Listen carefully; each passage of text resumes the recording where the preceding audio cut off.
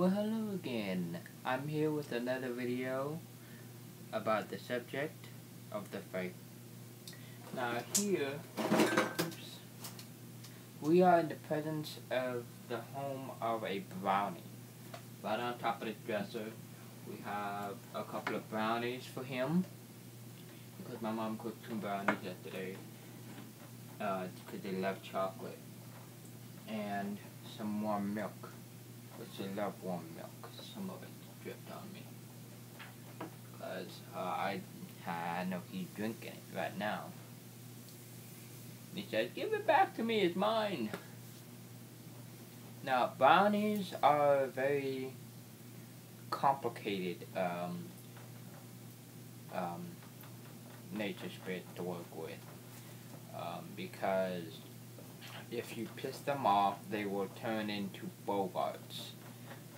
A bogart is a type of goblin-looking creature, and they will steal your stuff, they will play with you, they will wreck little parts of your house, or they will put little cracks or holes in your walls like a mouse would to piss you off for what you did. Now, obviously, a brownie is going to be mad because, let's see, if you stepped on it, which that is impossible because they're 1 foot tall.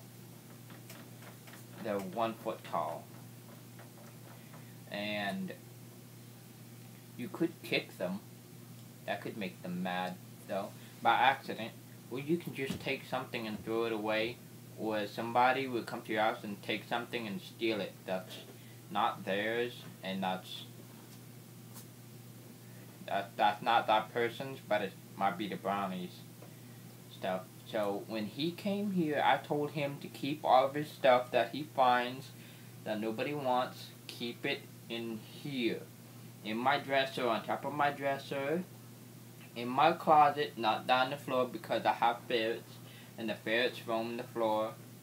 And if the ferret steals something that belongs to him, they're gonna mess with it. He's gonna mess with the ferrets. So I told him to keep his stuff in the dresser, or on top of the dresser where nobody can get to it. And I also told my mom to not put any clothes on top of the dresser, because I cleaned it out especially for him today. Now, to me, a brownie turning into a bogart sounds like the Incredible Hulk. You get him mad. You don't want to get him mad. That's something serious.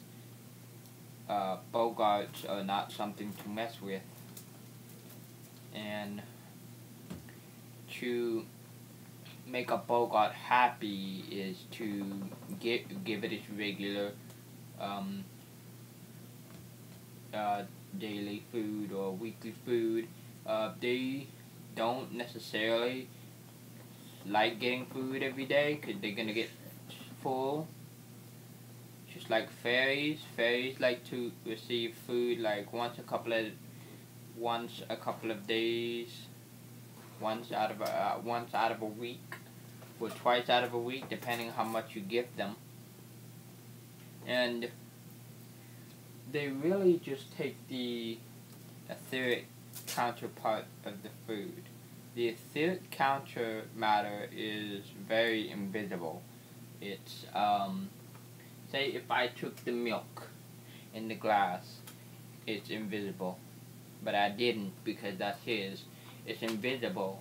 It's an imaginary. To me, it's imaginary, but if I grabbed something that was his, it would be invisible, but I didn't take nothing. Say it's imaginary, and it's an imaginary milk. It's invisible milk. It's invisible. You can't feel it. Sometimes you can't see it when they take it. So the etheric counterpart is a little invisible, touchless veil part. Now, brownies are like the English or UK version of the leprechauns and gnomes. Well, gnomes come from Germany and Switzerland, I think, and leprechauns come from Ireland. They're basically the same height, but they look a little different. Sometimes the brownie can have buck teeth and big ears that look like a mouse. That really camouflages them, because the reason why they call them brownies is they run fast and they run on all fours sometimes just to camouflage themselves.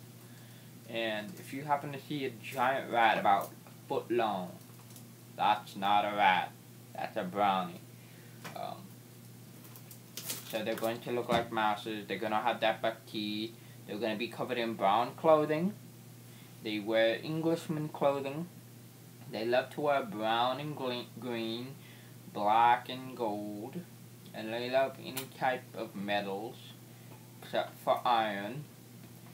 Not all of the Fae likes iron, well, just because they're poisonous against iron, some of them. Gnomes are not poisonous.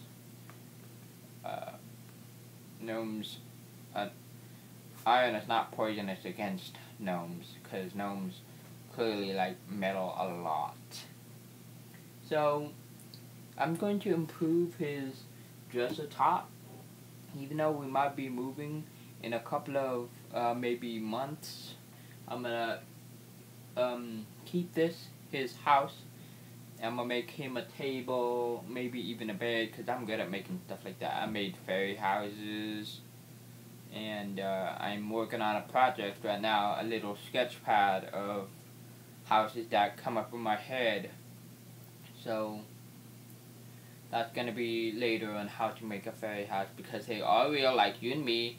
It's just some people can't see them, some people cannot hear them, and some people can not just touch them.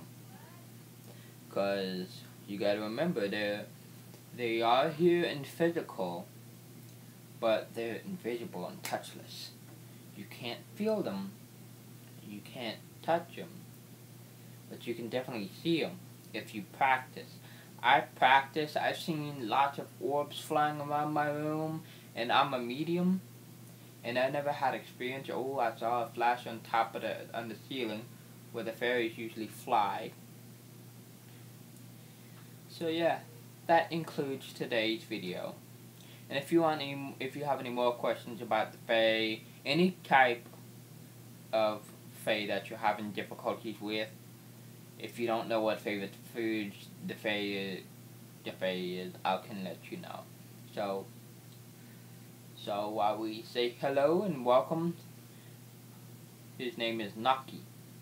And while we say hello and welcome Knocky to the spirit family, we wish him much luck. And hopefully he won't turn into a Bogart. He needs to stay out of the... I told him to stay out of the way where the humans walk. He needs to find another route where he can walk, and the humans can walk on their route in the house, where he can walk somewhere else, so he won't get pushed or he won't get kicked. And I told him to keep his stuff in the dresser so nobody would steal it. Shh. Don't let anybody know. Nah, I'm just kidding. So that includes today's Fae video. Bye-bye. And by the way, for this video, I used an iPad, a book clamp light, ooh, it shined in my light, and a sheet music stand with a giant elastic used for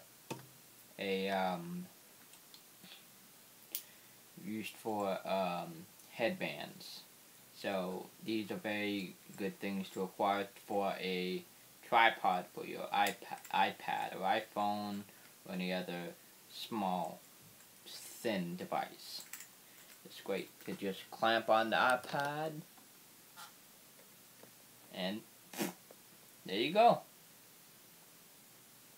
Before y'all go quick, there is an image of Knocky right where my shadow is.